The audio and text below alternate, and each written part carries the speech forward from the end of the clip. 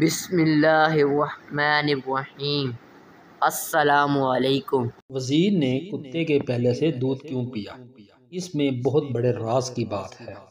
انشاءاللہ اس کے بعد آپ کی زندگی بدل جائے گی۔ اس کہانی کو آخر تک ضرور سنیے گا۔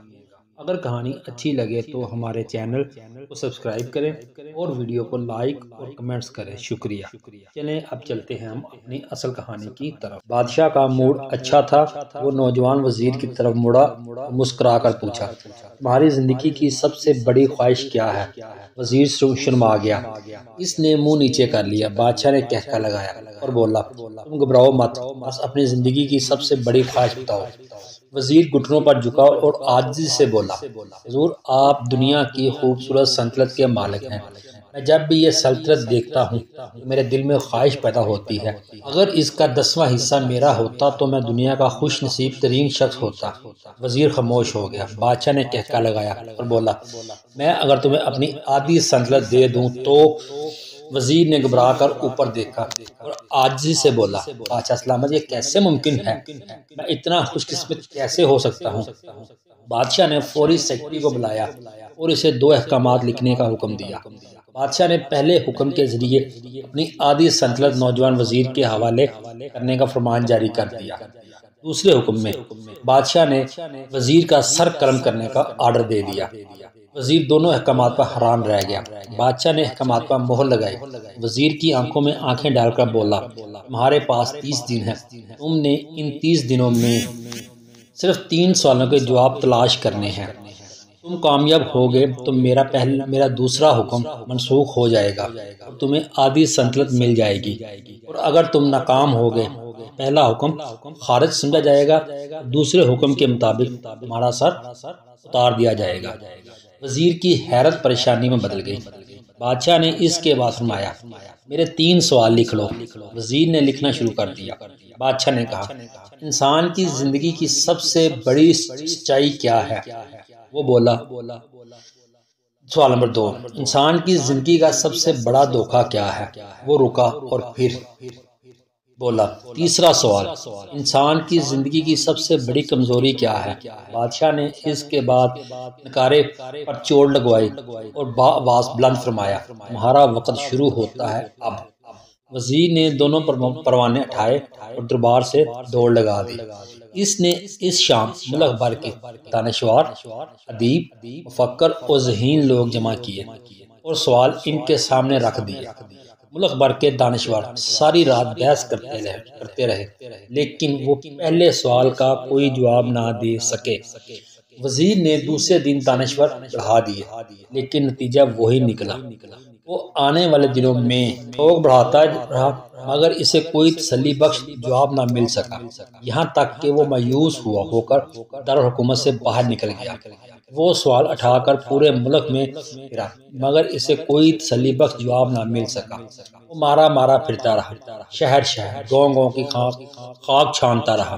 شاہی لباس پھٹ گیا، پگڑی ڈھیلی ہو کر گردن میں لٹک گئی، جوتے پھٹ گئے، پاؤں میں چھالے پڑ گئے، یہاں تک کہ شرط کا آخری دن آ گیا۔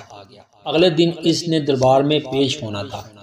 وزیر کو یقین تھا یہ اس کی زندگی کا آخری دن ہے، کل اس کی گردن کاٹ دی جائے گی اور جسم شہر کے مرکزی پل پر لٹکا دیا جائے گا۔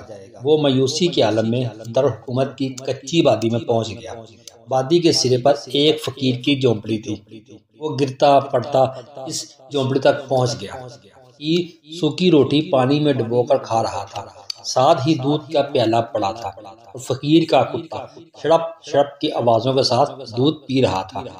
فقیر نے وزیر کی حالت دیکھی، کہکا لگایا اور بولا، جناب علی، آپ صحیح جگہ پہنچے ہیں، آپ کے 3 سوالوں کا جواب میرے پاس ہے۔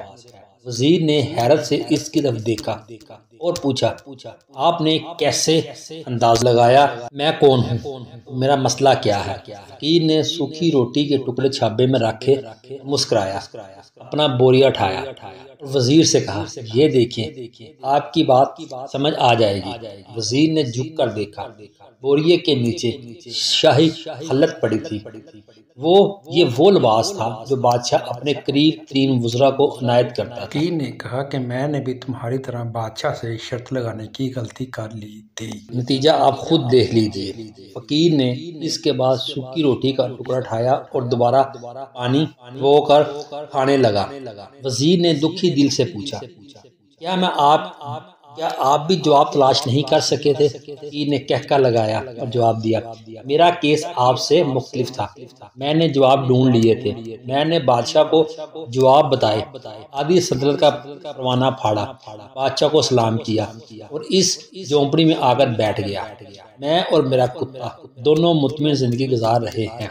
وزیر کی حیرت بڑھ گئی، لیکن یہ سابقہ وزیر کی حماقت کے تجزیے کا وقت نہیں تھا، جواب معلوم کرنے کی گھڑی تھی۔ چنانچہ وزیر حکم دینے کی بجائے فریادی بن گیا اور اس سے پوچھا، کیا آپ مجھے سوالوں کے جواب دے سکتے ہیں؟ فقیر نے ہاں میں گردن ہلا کر جواب دیا، میں پہلے 2 سوالوں کا جواب مفت دوں گا، لیکن تیسرے جواب کے لیے تمہیں قیمت ادا کرنا ہوگی۔ وزیر کے پاس شرط ماننے کے سوا کوئی آپشن نہیں تھا، اس نے فوراً ہاں میں گردن ہلا دی۔ فقیر بولا، دنیا کی سب سے بڑی سچائی ہے، انسان کوئی بھی ہو، کچھ بھی ہو، وہ اس سچائی سے نہیں بچ سکتا۔ وہ رکا اور بولا، انسان کی زندگی کا سب سے بڑا دھوکہ زندگی ہے۔ ہم میں سے ہر شخص زندگی کو دائمی سمجھ کر اس کے دھوکے میں آ جاتا ہے۔ فقیر کے دونوں جواب ناقابل تردید تھے۔ وزیر سرشار ہو گیا۔ اس نے اب تیسرے جواب کے لیے فقیر سے شرط پوچھی۔ فقیر نے کہکا لگایا، کتے کے سامنے سے دودھ کا پیالہ اٹھایا، وزیر کے ہاتھ میں دیا اور کہا، میں آپ کو تیسرے سوال کا جواب اس وقت تک نہیں دوں گا جب تک آپ یہ دودھ نہیں پیتے۔ وزیر کے ماتھے پر پسینہ آ گیا، اس نے نفرت سے پیالہ زمین پر رکھ دیا۔ وہ کسی قیمت پر کتے کا جھوٹا دودھ نہیں پینا چاہتا تھا۔ فقیر نے کندھے جھکائے اور کہا، اوکے، تمہارے پاس اب 2 راستے ہیں، تم انکار کر دو اور شاہی جلال کل تمہارا سر اتار دے، یا پھر تم یہ دودھ پی جاؤ تو تمہاری جان بھی بچ جائے، تم آدھی سلطنت کے مالک بھی بن جاؤ۔ جاؤ، فیصلہ بہرحال تم نے کرنا ہے۔ وزیر ہنس گیا۔ ایک طرف زندگی اور آدھی سلطنت تھی، دوسری طرف کتے کا جھوٹا دودھ تھا۔ وہ سوچتا رہا یہاں تک کہ جان اور مال جیت گیا، وہ سیلف ریسپیکٹ ہار گئی۔